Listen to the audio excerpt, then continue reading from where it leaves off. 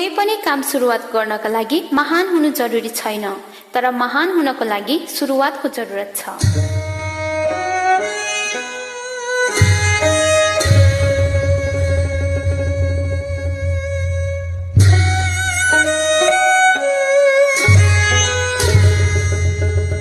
लासो फ्याफुल्ला चाणक्यको यो प्रेरक भनाइसँगै तपाईँलाई स्वागत छ ह्याङ्ला तामाङ नामको प्रस्तुति ह्याङ्ला लोपखाङ भाग 4 मा। प्रत्येक साता चाहिँ आज पनि कार्यक्रम लिएर उपस्थित भइसकेकी छु। कार्यक्रम प्रस्तुता म नबिना दोङ।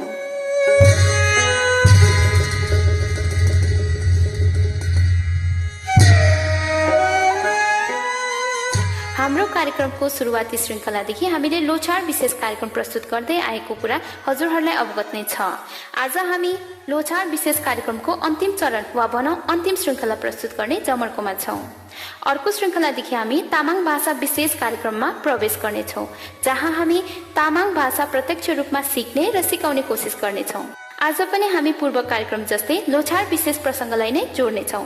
आउनुहोस् हेरौँ तामाङ भाषा, संस्कृति र अहिलेको अवस्था के छ, अनि हामीले आफ्नो इतिहास, भाषा, धर्म र संस्कृतिलाई कसरी जोगाउन सकिन्छ लगायत लोछाड विशेष प्रसङ्ग अति नै सम्माननीय व्यक्तित्व तामाङ अभियन्ता एवं नेपाल राष्ट्रिय तामाङ घेदुङका महासचिव श्री प्रवीण लामाज्यूबाट।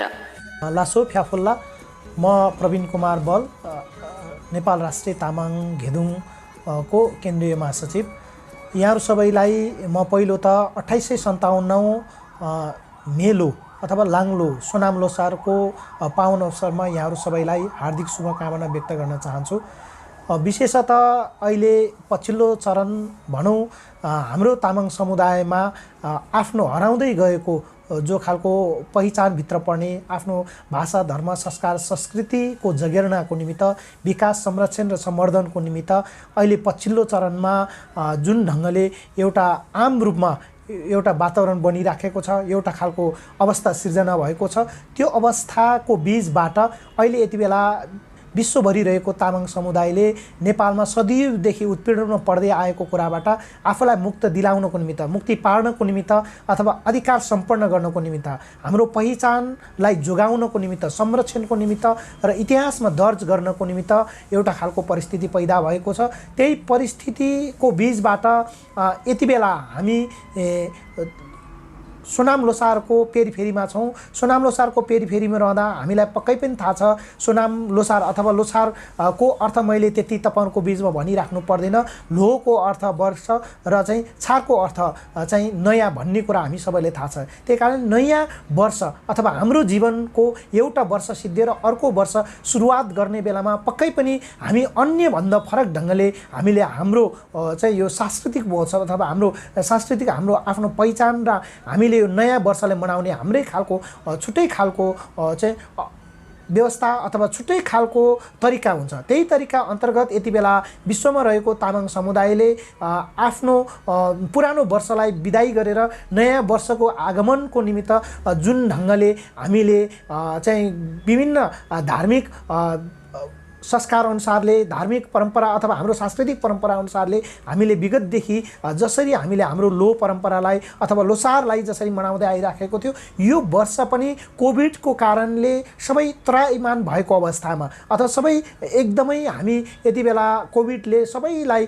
समस्यामा पारिराखेको अवस्थाको बीचबाट पनि हामीले यो नयाँ वर्षलाई स्वागत गरिरहँदा पक्कै पनि तपाईँहरू सबै हाम्रो आफ्नो ठाउँमा समस्या छ, तैपनि हामी के अनुरोध गरेका थियौँ अथवा हामीले विगत हाम्रो कार्यक्रममा अथवा केन्द्रीय स्तरमा हुने कार्यक्रम र स्थानीय लेभलमा हुने कार्यक्रम सबै ठाउँमा पनि पछिल्लो चरणमा अहिले यो वर्षको सोनाम लोसारलाई हामी जस्तो अवस्थामा जहाँ छौँ र जस्तो अवस्थामा हुनुहुन्छ त्यही अवस्थाबाट हामीले हाम्रो लोसारलाई भव्य र सभ्य बनाउनको निमित्त आफ्नो ठाउँबाट सभ्य भएर हाम्रो लोसारलाई मनाउनको निमित्त हामीले अनुरोध गरेका थियौँ। पक्कै पनि तपाईँहरूले त्यो कुरा विगतमा हाम्रा जुन खालले हामीले मुसा वर्षको बिदाई र चाहिँ गाई वर्षको चाहिँ जुन खालको आगमनको लागि जसरी हामीले ईद कार्यक्रम मनायौँ, जो ईद कार्यक्रम चाहिँ हामीले हाम्रै नेपालमा एकमात्र ऐतिहासिक तामाङ सांस्कृतिक भवन जो अहिले नेपाल राष्ट्रिय तामाङ घेदुङको नेतृत्वमा अहिले बुढा नीलकण्ठ चप्पली 2 मा निर्माण भइराखेको छ, जो त्यो 2 तल्लामा अहिले हामी अवस्थित छौँ। त्यो अझै पनि 2.5 तला, हामी 4.5 तलाको चाहिँ तामाङ सांस्कृतिक भवन बनाउँदैछौँ। त्यही भवनको आँगनबाट हामीले ईद कार्यक्रमलाई भव्य रूपमा मनायौँ। अहिलेसम्मको लोसार कार्यक्रमको नयाँ विधिबाट, नयाँ तरिकाबाट हामीले आकाशबाजीसहितको एउटा हर्षोल्लासका साथ हामीले जो ढङ्गले चाहिँ ईद मनायौँ। त्यस पछाडि भोलिपटक जसरी हामीले आम रूपमा चाहिँ केन्द्रीय स्तरमा हुने कार्यक्रम मध्येको पहिलो कार्यक्रम हामीले चप्पली हाइट हाम्रै तामाङ सांस्कृतिक भवनको आँगनबाट माननीय नेपाल सरकारको चाहिँ माननीय गृहमन्त्रीज्यूको प्रमुख आतिथ्यमा हामीले यो कार्यक्रमलाई सम्पन्न गऱ्यौँ। त्यस पछाडि विश्वभरि यति बेला सबै तामाङ समुदायले आफ्नो ठाउँबाट सामूहिक हिसाबले, व्यक्तिगत हिसाबले अथवा टोल गाउँ हुँदै सबै ठाउँमा विभिन्न तरिकाले लोसार कार्यक्रमलाई मनाइराखेका छौँ। तपाईँहरू जुन ढङ्गबाट जसरी मनाइराख्नु भएको छ, तपाईँहरू सबैलाई चाहिँ हामीले हाम्रो यो वर्ष अथवा विगतको वर्षमा अधुरा रहेका यहाँहरूले बनाउनुभएका आफ्ना सबै खालका सपनाहरू, सोचहरू, योजनाहरू यो वर्ष अथवा यो गाई वर्षले पक्कै पनि तपाईँहरू सबैलाई राम्रो बनाउनेछ, राम्रो गर्नको निमित्त हामीले शुभकामना दिइराखेका छौँ। त्यही अन्तर्गत अहिले जसरी चाहिँ हामी अथवा म यो याङ्ला तामाङ नानबाट तपाईँहरूको बिचमा बोलिरहँदा तपाईँलाई के लाग्न सक्छ भने याङ्ला तामाङ नान यस्तो खालको मिडिया हो जसले अब तामाङहरूको भाषा, धर्म, संस्कार, संस्कृतिको विकास, प्रवर्धन, संवर्धन र संरक्षणको निमित्त महत्त्वपूर्ण भूमिका निर्वाह गर्दछ, जसले विश्वभरि रहेको तामाङहरूको हामीलाई थाहा छ फरक ठाउँको भेगीय हिसाबले फरक ठाउँमा रहेका तामाङहरूको फरक खालको भाषा, फरक खालको संस्कार र संस्कृति छ। तैपनि यसलाई कसरी एकरूपतामा ल्याउने, हामीले कसरी विश्वभर रहेको फरक खालको तामाङहरूको सोच, भाषा, धर्म, संस्कार, संस्कृतिको एकरूपता कसरी गर्ने भन्ने विषयमा यति बेला राष्ट्रिय तामाङ घेदुङले आम रूपमा तामाङहरूलाई एकता गरेर अगाडि ल्याउँदै गरेको जुन खालको अभियानलाई सफल तुल्याउनको निमित्त अहिले याङ्ला तामाङ नानले जसरी एउटा मिडिया मार्फतबाट सबैलाई लोप हुँदै गइराखेको हाम्रो भाषालाई कसरी सबैले तामाङ भाषा बोल्न सिकाउने, हामी कसरी तामाङ भएकोमा गर्व गर्छौँ त, हामीसँग भाषा छैन, हामीसँग हाम्रो धर्म, संस्कार र संस्कृति हामीसँग छैन भने हामीले तामाङ भन्नुको शाब्दिक अर्थ राख्दैन। त्यही कारणले गर्वका साथ हामी तामाङ भनेर चिन्नको निमित्त र चिनाउनको निमित्त चाहिँ यति बेला हामीले अथवा नेपाल राष्ट्रिय तामाङ घेदुङले चाहिँ बनाएको योजना चाहिँ भित्र रहेर जसरी चाहिँ याङ्ला तामाङ नानले चाहिँ तामाङ भाषा, धर्म, संस्कार, संस्कृतिलाई जगेर्न र विकास गर्नको निमित्त जुन खालको अभियान स्वरूप, जुन खालको यसरी एउटा खालको आफूले कार्यक्रम बनाएर आइराखेको छ, यो अवश्य पनि तामाङ समुदायको निमित्त एकदमै महत्त्वपूर्ण विषय हो। यसले तामाङ समुदायमा छुट्टै खालको विशेषता, छुट्टै खालको यसले महत्त्व राख्दछ। त्यो कारणले आम तामाङ चाहिँ समुदायले यसको संरक्षणको निमित्त, यसलाई अगाडि बढाउनको निमित्त हामीले सहयोग गर्नुपर्नेछ।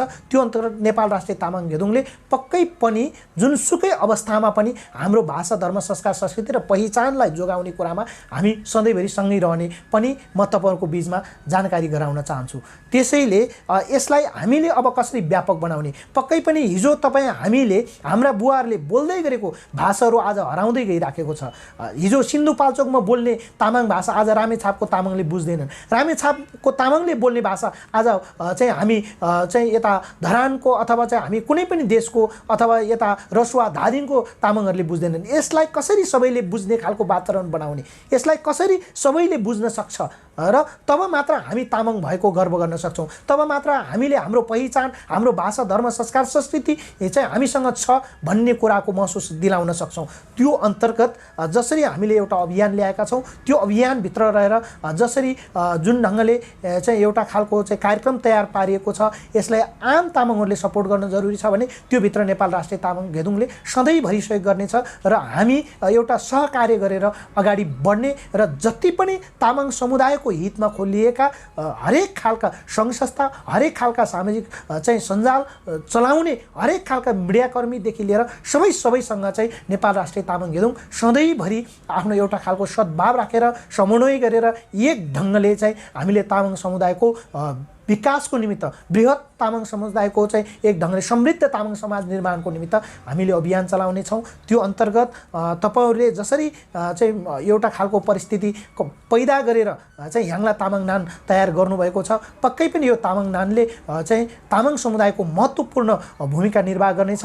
यसले चाहिँ त्यो अर्थमा पनि तामाङ नानले एक ढङ्गले अहिले जुन खालको सुरुवात गरेको छ, यसले तामाङ समुदायको सबै अधिकारहरूलाई सुनिश्चित गराउन सबै तामाङ समुदायका चाहिँ व्यक्तिहरूको युवादेखि लिएर बुद्धिजीवीदेखि लिएर विद्यार्थीदेखि लिएर महिला र सबै क्षेत्रलाई एक ढङ्गले जागरुक गर्नको निमित्त एउटा जागरण एउटा सोचको विकास गराउनको निमित्त त्यस्तो खालको चेतनाको विकास गर्ने काममा महत्त्वपूर्ण भूमिका निर्वाह गर्नेछ भन्ने कुरामा म विश्वस्त छु। त्यही कारणले पनि म यो ह्याङ्ला तामाङ नानलाई एकदम विशेष ढङ्गले नेपाल राष्ट्रिय तामाङ घेदुङको तर्फबाट धन्यवाद पनि दिन चाहन्छौँ भने हामी सँगसँगै भएको कारणले गर्दाखेरि यसको सहकार्य पनि गर्नेछौँ। त्यो कारणले गर्दाखेरि तपाईँहरूले यो चाहिँ ह्याङ्ला तामाङ नानलाई हेर्ने दृष्टिकोण, ह्याङ्ला तामाङ नानलाई बुझ्ने दृष्टिकोण अलिकति तामाङहरूले फरक गर्नुपर्छ भन्ने हो।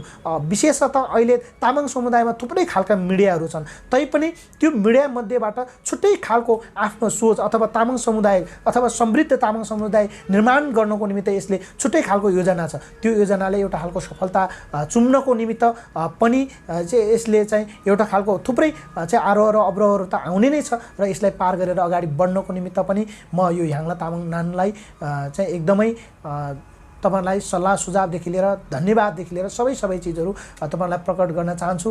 र पक्कै पनि चाहिँ विश्वभरि रूपमा अहिले तामाङहरू जो जहाँ रहे पनि आफ्नो भाषा धर्म संस्कार संस्कृतिको जोगाउनको निमित्त लागिराखेका छन्।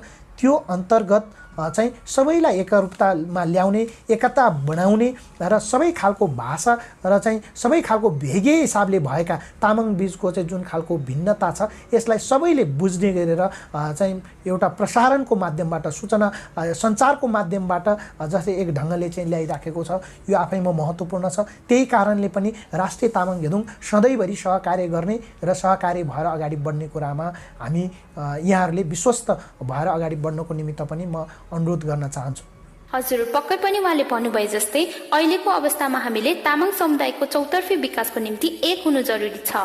हामीले तामाङ भएकोमा गर्व गर्न सक्ने ठाउँ बनाउन जरुरी देखिन्छ, जसको लागि विगत लामो समयदेखि नेपाल राष्ट्रिय तामाङ घेदुङ लगायत विभिन्न तामाङ सङ्घ संस्था लागि परेको छ। उहाँहरूले यति धेरै हाम्रो भाषा, धर्म, कला, संस्कृति वा भनौँ हाम्रो पहिचानलाई जोगाउने काम गर्दै हुनुहुन्छ भने पक्कै पनि हामीले पनि आफ्नो ठाउँबाट सकेको सहयोग गर्नु हाम्रो दायित्व हो र सहयोग गर्नु जरुरी छ।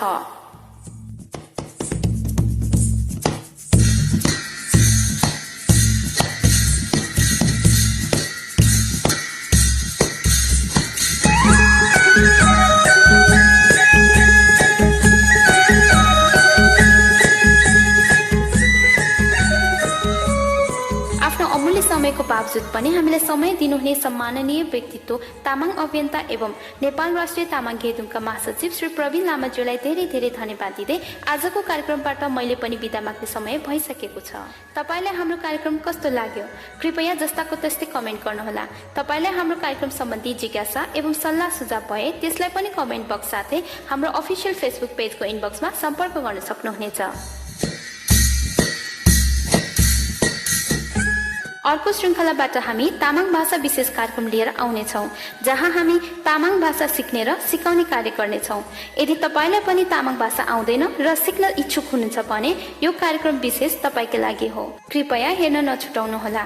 कार्यक्रम निर्माण पक्षका मिक्चेन दोङ, दिला सगलान र नवराज कोले सन्देशलाई विशेष धन्यवाद दिँदै आजको श्रृङ्खलाबाट कार्यक्रम प्रस्तुता म नवीना दोङ पनि अर्को सातासम्मको लागि बिदा हुने अनुमति चाहन्छु।